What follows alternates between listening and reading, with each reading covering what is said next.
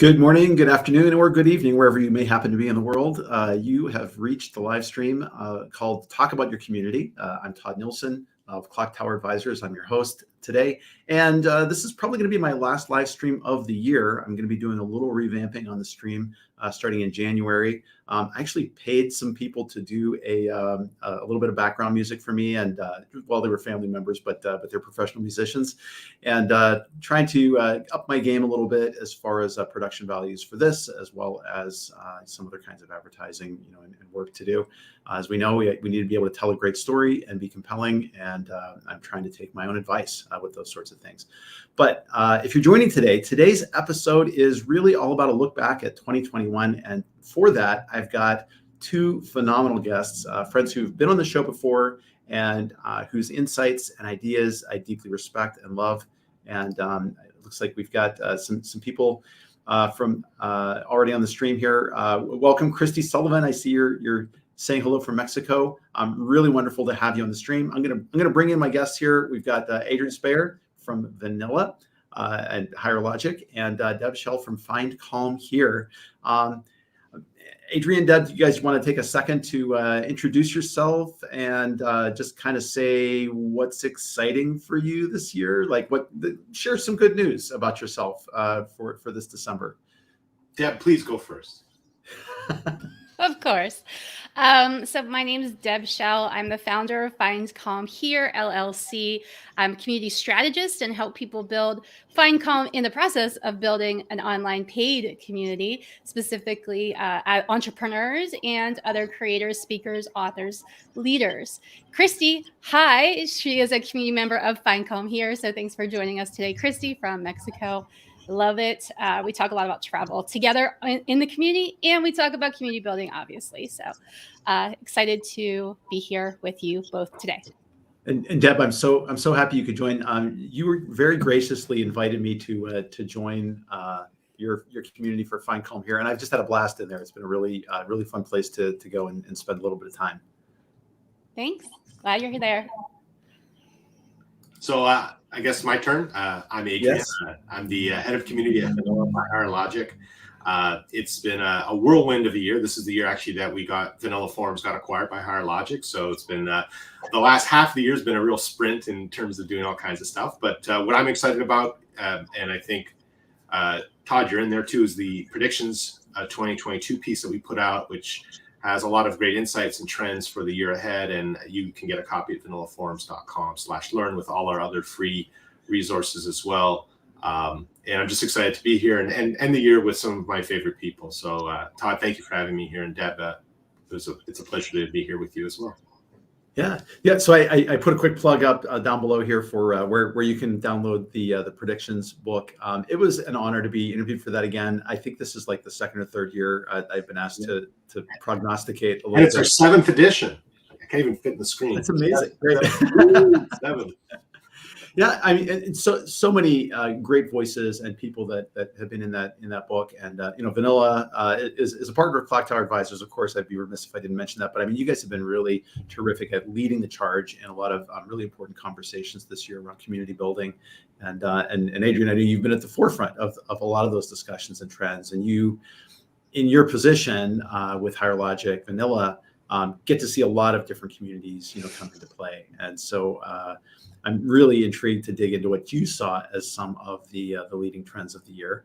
Maybe you can start us out based on your, what you found exciting or what's top of mind, and then we can ask the same of Deb and see what she's got to say. Yeah, I think there's a couple of thoughts that came to my head this year. One is I think that we've made really good progress on understanding about reporting value around community. I think that there was a concern or a misunderstanding that you have to give reporting all the way the same way through to all levels. And I think it's starting to come out. We just actually did a webinar with Carrie Melissa Jones about this. And it's something I've been preaching for a long time as well, is making sure that as a community builder, you have reports and things that you look at and that you're measuring. And that's great. But it's not necessarily the report you want to be giving to an executive or a senior leader in your company, right? You need to kind of shape the story. You were talking about storytelling at the beginning.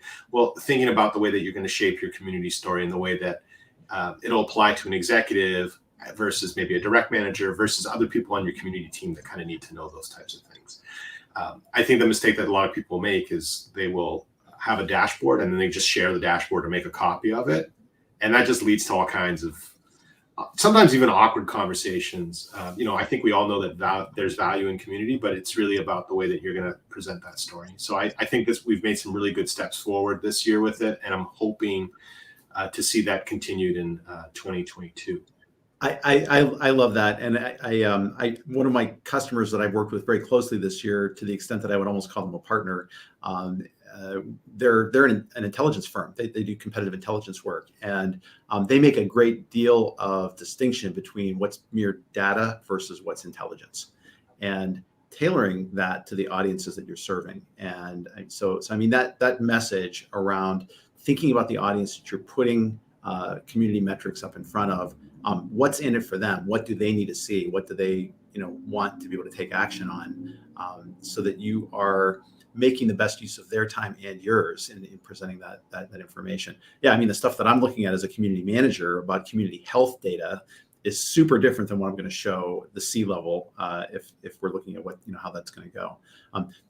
Deb, anything you wanted to add to that, or is there another trend you'd like to talk about a little bit? So I don't have a team. I am a team of one as an entrepreneur, and most of the clients that I work with are a team of one, or they might have. Actually, I do have a virtual assistant. My bad. My lovely podcast producer and now virtual assistant is on my team. So I do have a team of 1+1. So what I find really interesting is that in 2020, a lot of coaches, speakers, authors who were going out and speaking publicly, and then they couldn't do that anymore. All of a sudden they're like, that's not happening. So many of them pivoted and found ways to connect with people and build relationships online.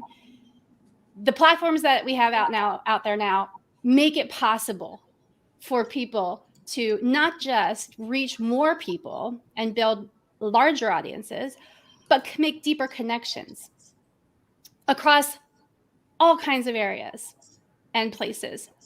So I think the biggest thing that happened after 2020 was people got the idea, oh, community is really cool. I could bring people together. Now, how the heck do I do that? And then 2021 was about, okay, let's figure out how to make community part of my business revenue.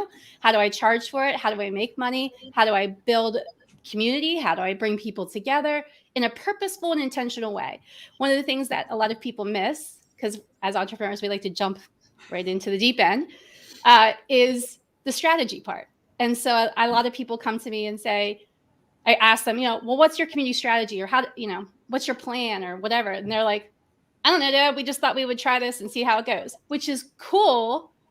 But I would say a yes, and, because I'm an improv person, yes, and let's talk about still getting some structure and creating that for yourself. So I think that's what I found really helpful for a lot of people, is to talk about discovery and ideal members and identifying like who you really serve, what problem you really do solve well, and how do you uniquely solve it is really what it's all about. And then these people out there that are creating these amazing spaces have such a powerful way to build community that we have never seen before. So that's something that I'm really excited about, to step into more of that in 2022.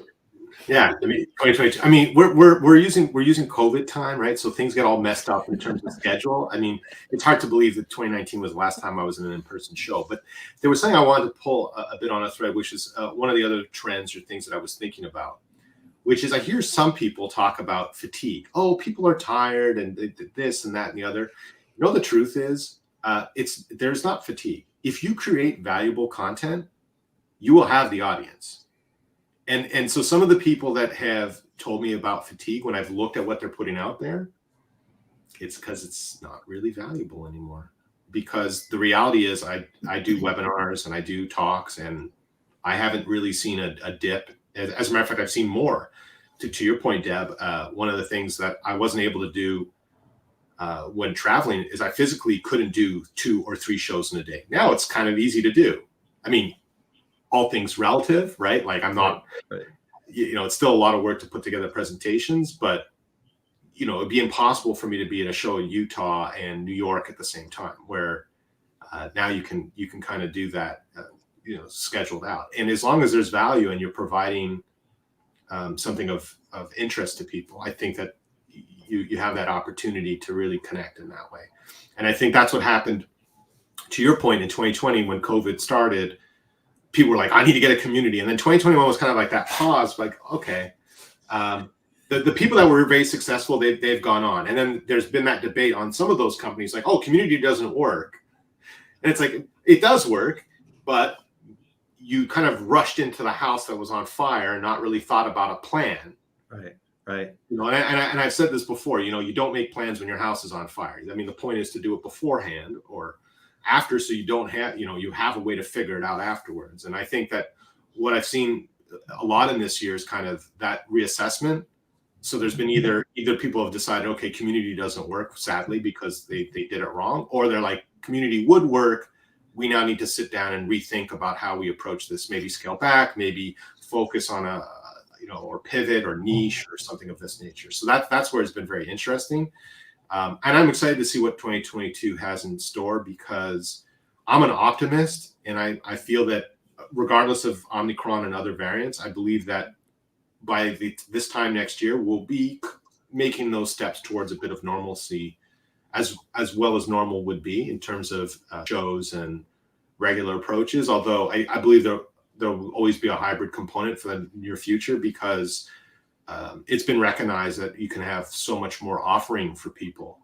An opportunity like this, for example, wouldn't be possible. Like this stream probably wouldn't have been created if there were conferences and things to go to.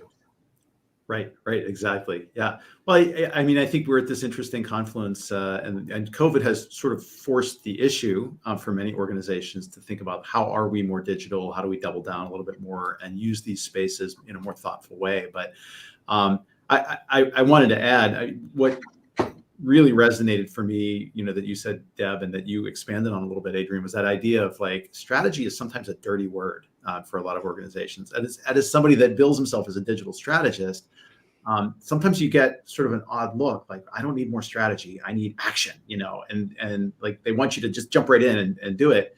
And I've had customers that I've worked with even this year who, as you described, Adrian, they've run into the burning house and they've realized, oh, this is a burning house. We don't know what we're doing. And then they've come out and they start looking for help, and they want help fast. And how do you help somebody that's in a burning house? Right? Well, the other thing that I've noticed too, and this is another mistake that I've seen, and hopefully, these are things that I hope change, is that a lot of it is they're not asking their community for what they want or the needs or the way they kind of they want to tell people, or they want to. Well, I think the customer should do this. Well, have you spoken to them? Is this actually? They'll say they wanted a space to gather and talk with peers. That they usually have that, but they didn't really peel the onion any further than that. What are they going to talk about? What are they going to do there? Right? Yeah. Create this space for you. Like, go enjoy. It's like, it's just not how it works. To your point, when you said about value, like, how do you get good value, or how do you have content that is valuable? How do you know that it's valuable? You ask the members, you say, hey, is this helpful? What would be helpful? It's so funny that, like, I have so many people that are like 17 layers ahead of something. And I'm like, wait, but did we ask people? Did we talk about it? Did you validate?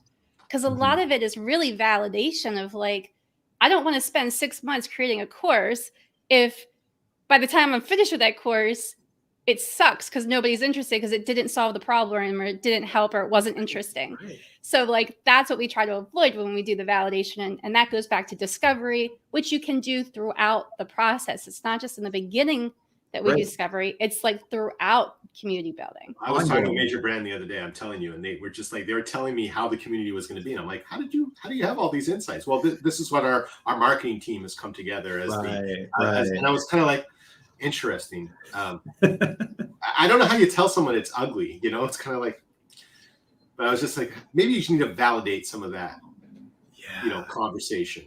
It's a natural thing same thing with personas in marketing. I found sometimes what will happen is the marketing team will sit down and create personas of their customers, but they don't actually interview. They don't actually talk to any of their customers. Like, how about you do a customer interview and make sure that same thing with community personas too, right? Like just talk to them. Like if I could share a pet peeve with you guys, I can't tell you the number of proposals that I've done for customers over the years where I've said a necessary part of the upfront strategy work we're doing, we're going to be imagining and planning what we want the community to be or what we think it's going to be and what people are going to want. But then we're going to validate by calling up people and talking to people who are prospective members of your community or current members of your constituency, whatever it is, customers, prospects, whatever.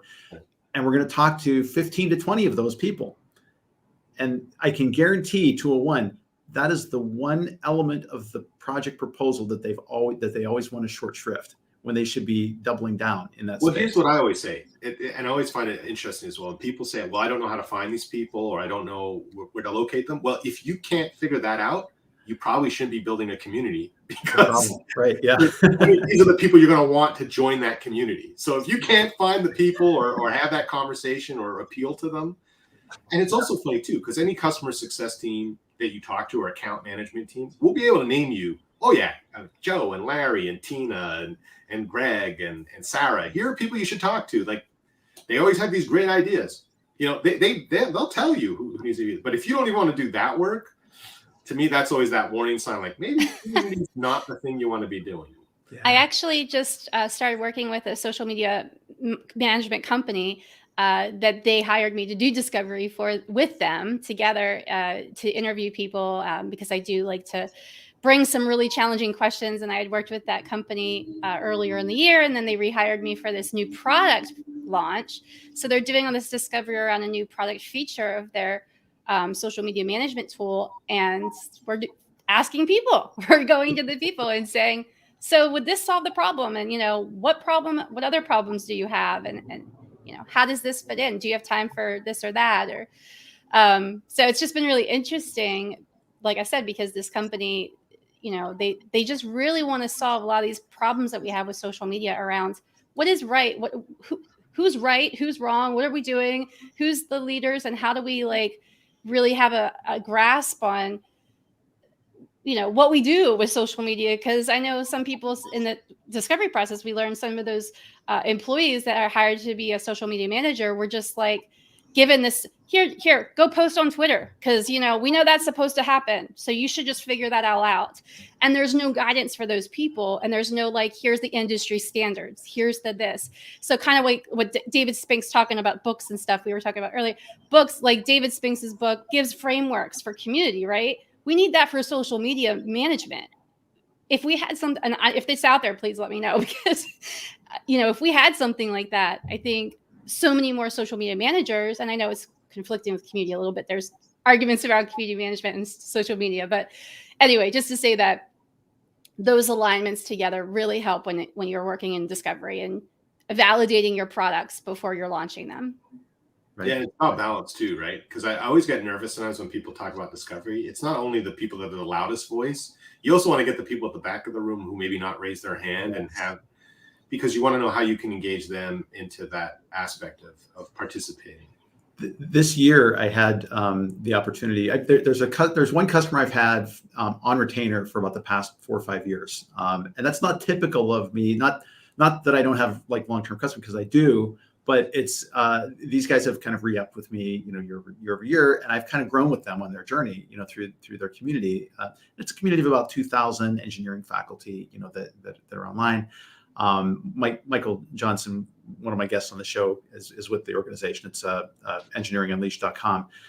Really fun community, but this is now something that we've reinitiated within the community. It's not just for a new community, but you need to keep revalidating with your community members over time. And to your point, Adrian, one of the first things we did was to say, let's look at the community members who haven't been active in at least 6 months. And I did outreach to them, and I sat down with about 10 or 12 of them and had one-on-one interviews to say, hey, we noticed you stopped using the community a while ago. No judgments about this. We want to know what worked, what didn't, what you'd like to see, what kinds of things are influencing your decisions about where you're spending your time online, what would be really valuable for you. Those are the kinds of things we want to dig into in those sorts of questions. And then I also, have been now talking to individuals in the community who are more active and who are more visible, within that space. And the answers you see tend to be very different, between those groups. Well, I think what's interesting and what I'm happy to see is there's also a lot of influence from other departments now in companies, which I think is a benefit. I know that, there's always that, where does community belong in all that jazz, but there are some benefits to having that influence of different departments. Like I think of marketing, for example. I was talking about this just the other day about, in the marketing department, a big trend in marketing is what's called ABM, or account-based marketing. And it's around segmentation and things of this nature. And community can benefit from a lot of that as well.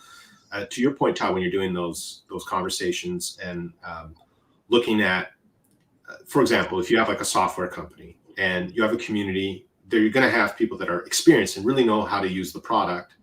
And they're probably going to want to talk with like-minded individuals, and may get a little bored or annoyed in a community where all the just noobs asking, the basic questions. How do I open a file? How do I download? How do I save? How do I, it's kind of like, well, why am I in this community? Like I'm happy to help out and everything, but I'm not really connecting with people that are, doing advanced things with the software. So, it's giving people an opportunity to have a place to maybe have help and guide the new people, but also have a place where they can go and have those conversations with people that are more senior. And people don't really think about those journeys. And, in customer success, we have the customer journey and various ways that you want to look at things like that. So I think those influences from other departments are really having a great influence on community that I'm seeing. In the more mature and advanced communities, people are thinking about segmentation and journeys and experience, and making sure that everyone has something of value. Because I find to me, there's a lot of communities where I kind of burn out after a while because they don't cater. After a while, you kind of like, well, I want to be friendly and helpful, but at some point, like I just want to enjoy or be, achieve my goals. And I'm finding that you haven't created a space for me here. So I'm now going to go seek it somewhere else. Right. You've advanced in your journey. You need different things. You need to be fed by different things within that space. And it's about being fed at all phases in the journey. I think community, to go back to your question, Deb, about like the differences between social media management and community management, that digital marketing element tends to be focused on the acquisition, part of the funnel, like how do I get people in the door? How do I get them as new customers? But community is about the full life cycle. And it's about like me coming in as a newcomer, but then, living with your product or service, or whatever it is that you're doing that over time, and my needs are going to evolve over time, where I am, and community is good at mapping that out and catering to that. I love that. Yeah, and I think too, I find that people who have joined my community, and some of them are at different stages, right? Some of them are very new to community. Other people have been doing it for a while, and then there's other people that are pretty experienced. And bringing all those people into one space and giving them the tools that they need in each stage, but also allowing them to collaborate with each other, really brings a unique dynamic where people can support each other. When we have these virtual calls, and Ani from our community has been in there for a long time, and she's like went through this whole journey, and so she can give Christy or other people this really new feedback of here's what worked for me, or here's what didn't work for me. And those cool conversations, and you learn new stuff, especially with technology, because a lot of people aren't up to date on everything that's happening. So if I meet somebody who's pretty new to community, but they use a tool that I could find really helpful and I didn't know about, then that's super helpful to me. So I think I understand what you're saying about it could be a point of where people just want to come in and get things done or do something specific, but also can create that collaboration if you offer that space to them.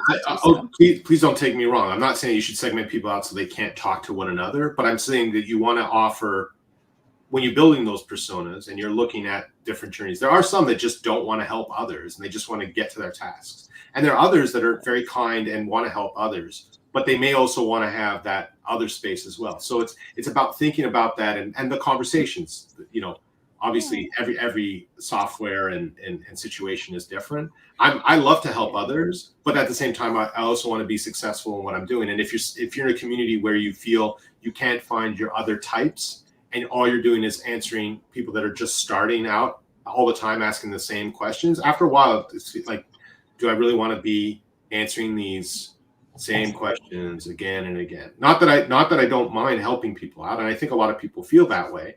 But then you also want to get those fun and intriguing questions. Even if you look at the community of community managers, right? You'll see. I mean, the question of what platform should I use is asked so often that it's you just want to throw yourself off a bridge, because like if you use search, you're gonna in any community you'll find that this conversation happens all the time. People will all tell you the same thing. Choose the solution that works best for your needs. Make a list of, I just find it funny, but and for me to be in those spaces, it's like I want to hear the really intriguing questions, right? I don't mind answering a question like, what do I do if this community member is difficult, or I'm having a challenge with my manager? Those are fine. I'm happy to help, but I also want to get into like really interesting community challenge questions that I don't get as exposed to. Those are fun for me, and I think that a lot of the people that have been doing community, like Todd and yourself, that have been doing it a long time, those are the fun ones to certainly I want to assist new community people on their journey, but if all I'm going to do is answer those questions, it's not as fun. Well, and go ahead, Todd. Oh, I was going to say, it's your point about fatigue in the space. Like if I am a subject matter expert and I'm getting the same question again and again in that community, how long am I going to stick around in that community? I'm there for the juice. I want the cool questions from people that that have delved a little more than just the surface for some of these things. Yeah, I was just going to say, I had a client that asked me that in a call recently about what platform and things. And what's really cool, I'm focused on Mighty Networks is the platform that I typically am using right now for most of my clients, because that's where I started. Sure. And so I really got to know that platform very well, and it's pretty easy, and I don't find it stressful to navigate. But what they were like, well, what does Mighty Networks do versus vanilla versus this versus that, right? Well, or Circle or whatever, all of the ones. And I said, well, let's talk about the possibilities of what this space can offer you. And then we can talk about if there's something that's not here that you're not seeing and I'm like, oh no, that's not possible. Maybe that's time to look at something else. But you came to me for Mighty, so let's talk about Mighty. And then if there's something else that's a better fit, then let's definitely discuss that, because it's a combination of both things to me. I'm going to solve everyone's problem right now that's on this call that has that question. All you do, start with first a list of what you're trying to achieve after having a conversation with your members and your internal stakeholders. Make that list first. Then go to the vendors and say, here's what I'm trying to build my community. Can you do this? Right. And the thing is, the thing that drives me always so crazy, when sorry, I'm hogging this spot, but I really do want to say this because this will unburden me for the year, is when people come to me and say, I'm looking at vanilla by higher logic and Koros. Can you tell me what the differences are? Now, why would you ask me what the differences are? I'll tell you what we do great, and they'll tell you what they do great, and then it's up to you to make that decision. Right. Because right. I don't know I don't use their platform. Right. It's been an interesting year for me, because for the first time this year, I've gone out of my way to select channel partners that I've worked with, both on the services side as well as the platform side. And for me, what stood out was I wanted to pick different types of community platforms, so that I wasn't, going to ever be in a real conflict situation where I'm recommending like vanilla and this other platform that's doing about the same sort of thing. And I think I've been fairly successful at that this year. I think maybe the more productive conversation, yes, absolutely. Like, what do you want that platform to do? And then get them thinking about the different categories that are out there. Because do you want something that's more like a Slack or a Discord kind of experience? Do you want something that's more of a forum style experience? Do you want something that's more of a private social network, kind of experience? And what you're trying to convey and the messaging you're trying to give is going to be dependent on that, and maybe make some choices around that. I get that question a lot too, and it is a matter of trying to channel people into the right. I'd be a millionaire if for every time I saw that question. Oh yeah, easily. It's pretty common. So we're at about half an hour mark here, guys. I wanna switch gears a little bit. Are there any kind of books or things that you're reading or things that you're watching? I don't care if it's like a comic book or a television show or whatever. Like, what has informed the way that you think about community this year? Is there something that stood out for you in terms of content, a content producer, I won't just limit it to books. I know I said books in sort of our overview of this, but Adrian and I agreed before we came in here. We're not big book guys, so like we're not necessarily. Well, I should caveat that because I'm not doing it. I'm a Philistine who doesn't read.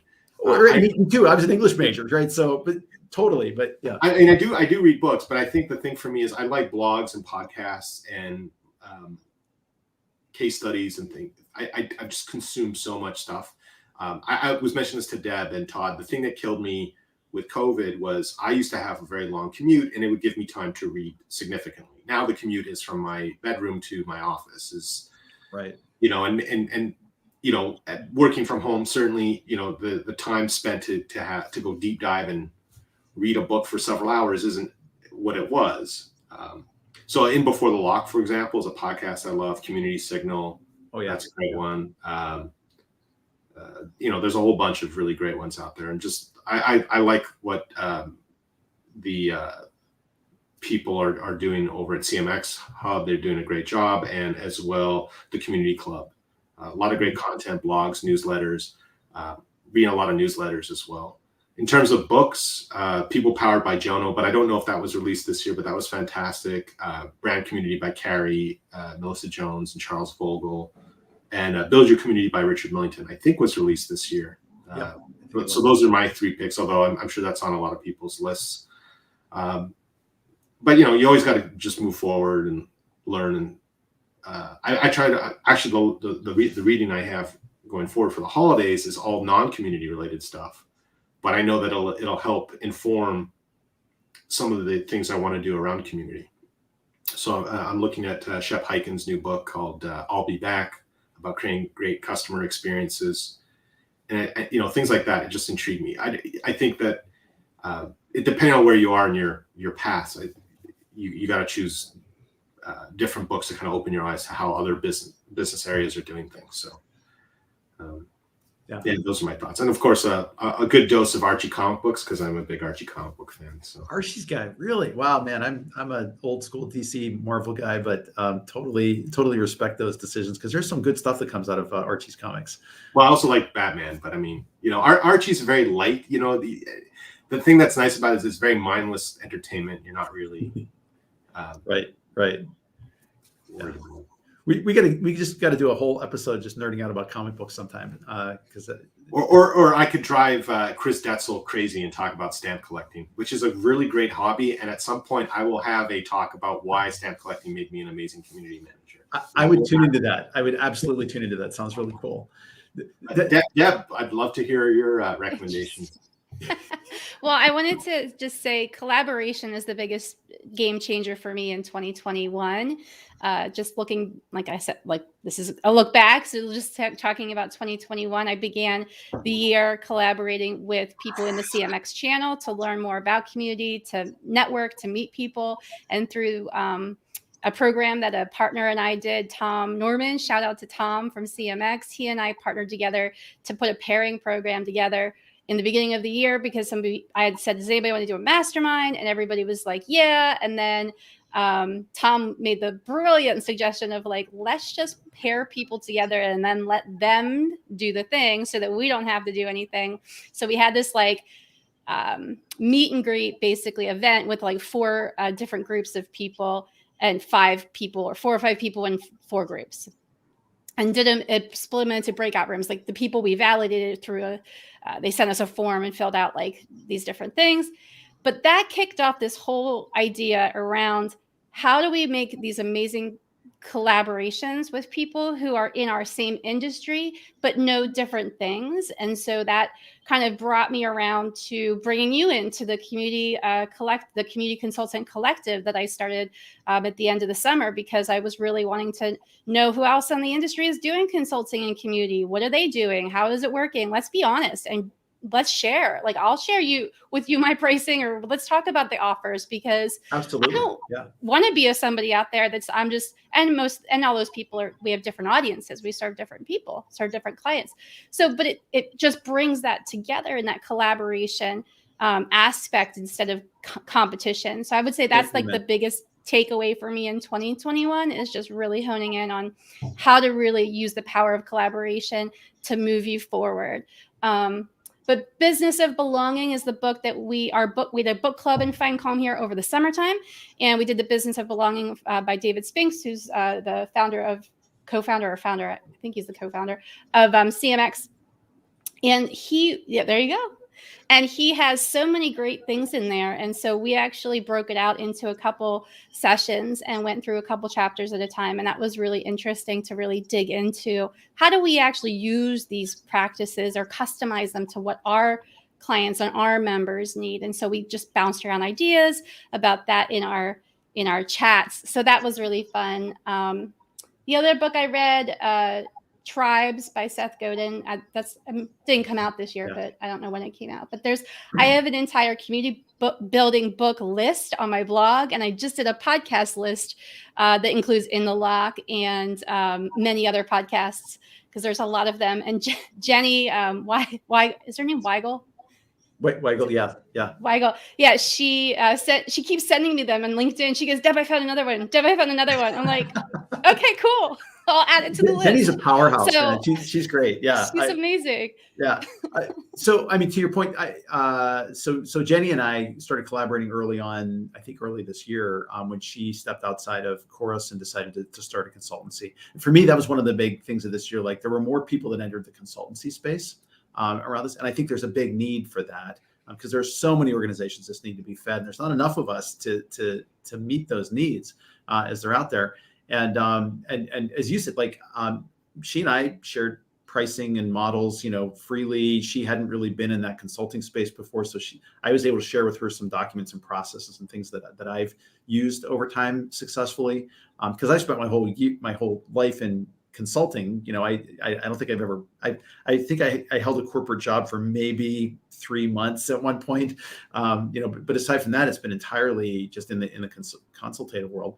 And so like I'm super happy to share my experiences of that and how it works. There's some consulting 101 kind of stuff that you need to know if you're going to be in that space, and also sort of understanding price. Like she shared some things with me about pricing that I was like, really, I really didn't think was at that rate or whatever. And so I think we're stronger together by sharing some of those practices and just understanding what works and what doesn't. And it's about what's that? Yeah, I'm not a consultant at all. But I did want to say about meeting others because of COVID and all that. One service I found really cool that I'd recommend Meetsy to try it out. It's randomly help you meet other community people, and that I've done. I've accelerated a lot of that. Every person I had a meeting with this year, I was kind of like, introduce me to someone I don't know. Yeah, that's the way that I've been able to kind of continue. Meeting new people, and I'm looking forward to 2022 because apparently I have a whole bunch of trips that are planned. God willing, I'll be on the road, so you'll be able to see me in person, and I'll be wearing a mask. Don't worry. Nice. So yeah, Meetsy, and I think I started with Lunch Club, which was not community management focused, but it was just another thing that sort of schedules you with people sort of somewhat in your industry space. Just really nice to serendipitously meet people you would not have otherwise met, which I think is really important to do. So just got a couple of minutes left. Lightning round of trends that are exciting to you. I will start us off. I love what's going on with the blockchain right now and NFTs and the potential for incorporating some of these things in community. So the portability of identity with virtual wallets, the ability to offer NFTs as an extension and augmentation of gamification. I'm super excited, but I haven't seen applications yet of how the metaverse or augmented reality, virtual reality could be implemented within communities. I think there's potentials there that are untapped, but it's almost like I'm seeing the tip of the iceberg this year, and I'm really excited about those developments in the community space. What do you guys like? Oh, I'm not going to talk about Web 3.0. I'll leave that. To no. Whatever's exciting to you, like what? Yeah, I mean, to me, what I'll be intrigued by, or the trend was kind of the how events and community coexist, or how their intermingling is, and how things develop as we, things are, like I said, There are shows I plan to be at in February and March and April. There's the Big Click show that's going to be in Memphis. I'm going to be there. I mean, that's my plan. I don't know, right? The government may say no travel's allowed because I'm up in Canada. And they were talking about yesterday with Omicron about shutting that down. But right now I'm planning to be in Memphis and see a whole bunch of community people at the Clicks event. And how do they do community, connecting everyone? It will be interesting to see how that happens as, that some people won't be able to travel, or, I might not be able to travel. And how do you obviously the event is still probably going to go on, but how do you make everyone feel included and create those types of spaces? I think that's going to be very interesting to see. I think there were a lot of developments that COVID forced that'll be interesting to see how that, transitions and, and will the software now be invested in even more, right? Because when COVID first happened, it's not like you can flick a switch and turn it on. So now there's a bit of maturity. I think that hybrid idea will be around. So, is there going to be a new version of Second Life or some kind of virtual reality conference thing where you have an avatar and you go into a conference and you walk around and have a fake drink at the bar and, right. I'll give you a hat tip, Todd, to your Web 3.0. Maybe, you have tokens at the conference that you're. Yeah, you probably would. But yeah, I mean, I think more game-like experiences are probably in our future with this, especially if you look at if you watch Zuckerberg's preview of the metaverse and sort of what we're looking at with the current Oculus headsets and what he's promising for the next the next 5 to 10 years. Some super intriguing things about being able to mix the live with the virtual at events. Where there might be like a hologrammatic version of you if you're wearing the right kind of eyewear to see who else is in it. Yeah, I'm just worried about the exclusionary aspect of some of this. So I guess we'll see what happens. I'm trying to be open-minded, but then anytime you start talking about expensive gear that people need to participate, you're excluding a whole bunch of people that don't have the money or ability to participate. So yeah. Deb, sing us out here. What you got? So I was thinking about something I'd really like to see for 2022 happen that I've been really trying to promote, which is the idea of intentionality and mindfulness when it comes to certain things. And I know that's, as we paused and we had time and it made us think about what is this life? What do we want to do with our life? I mean, that's the whole reason I'm in community now is because I left my corporate sales job intentionally wanting to do travel writing. And 3 months into 2020, pandemic kind of squashed that dream to a point. But then it was really where I was meant to be was community. And so I'm thankful for that. My transition and all of those things happened. But talking about sales and community and building relationships and having the building and intentionality be the key, not the sales funnels. What a lot of my clients or people that I talk to on the entrepreneurial side are, well, I need a sales, I need a lead magnet, and then I need a sales funnel, and then they have to come in here this way, and then I have to automate everything, and then I have to have Zapier to zap every. Did you talk to people yet? They're human beings. Like, why are you automating something? The entire point of it is to bring people together in a human aspect. And that sales funnely stuff takes the humanality out of it. And it really irritates the crap out of me because I get people like that. And I'm like, well, do you want to do a community? Because you have to talk to people. So just so you know, that's going to be part of this. Well, one of the things I always tell people about when they're building community is stop talking about members and users and try to replace with the word people as much as you can. Yeah. Because you need to remember you're building for people. Right. Yeah. And sales funnels, they're all good tools. Marketing, we all need to have email marketing lists as an entrepreneur. We need to build a business, and there's different products and services that help us do that for sure, that can actually guide us and support us in building a better and successful community. So I'm not saying don't use tech tools. I'm just saying let's use them intentionally in a way that really matters and makes sense for us in our stages. I even put together a guide called the Tech Integration Guide inside Find Calm Here that talks specifically to this point of, do you really need all the bells and whistles in the beginning if you have no budget? No, probably not. Are you going to bring together 10,000 people right now? If that's not the case, you don't need to have automations to tell 10,000 people where to go. If you are going to do that, then yeah, let's put a plan into place so that we can really have a good launch. But most people, if you listen to In the Lock and Before the Lock, and a lot of these other podcasts, they really talk about starting small and then growing big. So we call it small but mighty, right? So small little cohorts, and how there's creating a really great, and that's all ends on the point of providing a really great community member experience for people will then allow them to want to share your community and tell people about it. Because if you create a crappy experience right from the beginning, or just no experience that's really interesting, then they're not going to necessarily ever come back, or unless they need to have unless they have a problem that you're solving directly. But if they feel like they're part of it and you are supporting them and it's co-creating content together intentionally, that's what I feel like I'd like to see in 2022. I wish we could bottle that and give that to every SEO consultant that wants to do SEO tricks. And I just always say, if you create a great community with great content that people want to share, that's what you need to do. Like, there's no secret. But then you don't need an SEO expert to do the tricks, right? Yes, I realize that.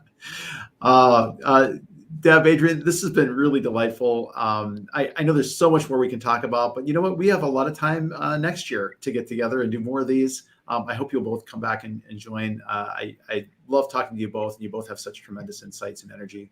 And I truly do appreciate you guys, and I'm thankful for you guys and all that you bring to the space this year. So I want to wish you both a very happy holiday, and hope you get some downtime and relax and take care of yourselves. It was a real pleasure. It was a real pleasure being here, and certainly anyone that's listening, find me on LinkedIn, Twitter. Happy to continue the conversation about community. It's one of my favorite topics. Yeah, me too. Todd, thank you so much for inviting me. I'm psyched that I met you this year and that you're in the Consultant Collective. We meet monthly. If there are consultants that are listening to this, you're welcome to join me. Reach out to me on LinkedIn, Deb Schell, and or findcalmhere.com. And we will get you in there. If you're interested about learning more about community building, or you're an entrepreneur that's like, community kind of sounds good, but I'm interested in that, go to findcalmhere.com, press the contact me button, and send me some information about you, and we will get together and help you solve those problems. Thank you, Todd. Yeah, absolutely. And if anyone is interested in talking a little bit more about their community situation or digital strategy in general, I would invite you to reach out to me on LinkedIn and go to clocktoweradvisors.com for a no strings attached consultation. Really happy to just chat with you and see where it is you're trying to go and see if I can help you along the way through that. A quick shout out to Marlo Weingart. Hi, Marlo. I think she was my very first guest on my LinkedIn Live many moons ago, earlier this year. And really great to see you popping back in to say hello. In the meantime, this is our last broadcast of the year. I'm really excited to be entering into 2022 with all of you guys and such a strong community of community professionals. And in the meantime, if you catch this on the replay, if you've got questions, comments, please drop in a comment. Please share it. If you are ever curious about finding the replays of these, it's probably easier to find them up on YouTube than it is on LinkedIn. So just look for the Clocktower Advisors channel. I cross-post everything up there, so you can go back and find replays very easily and share them there. That's all I've got here for today. I want to wish everybody out there very happy holidays, no matter what holidays you happen to be celebrating. I hope you take time for yourselves, you're good to yourselves, and I will be seeing you all in the new year. Bye, Adrian. Bye, Deb. Bye, everyone. Thank you so much.